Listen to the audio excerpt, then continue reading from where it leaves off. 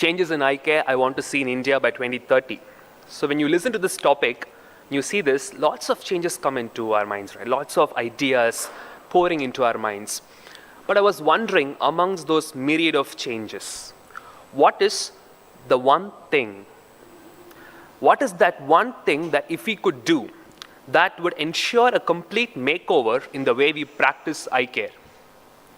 What is that one thing that if we could do, that would solve all the problems which plague our progress? You know, what is that one thing? Any guesses? One thing? That one thing is education.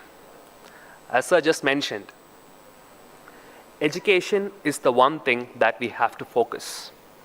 Educating what? Educating who? Educating the 5 P's: postgraduates, peers, public, patients, and last but not the least, the people who make the changes, the policy makers.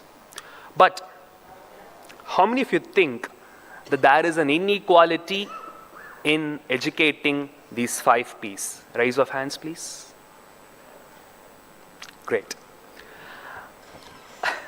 Does an Oftal resident from Alleppey Medical College get the same training as one would get from All Indian Institute of Medical Sciences? No. We need to address that. How many of you still think there are misconceptions and myths among the public regarding eye care even today? Raise your hands, please. Still squint is luck. Still tongue is the tool to take away the foreign body. We need to address that. I think every one of us should make a commitment to help the society see, not just through surgeries, but through sensitizing words and scientific teaching forums. Let us take a promise. Let's take an oath. I call it as the teacher's oath. I will spend those extra few minutes in health educating my patients in my OPD no matter what. I will train my residents and ophthalmic assistants so that they can fall in love with this art and science of ophthalm. Also, they can transform themselves into competent and confident eye care providers. I will teach. I will strive to teach no matter what, every single day, so that I can transform this world a better place to live.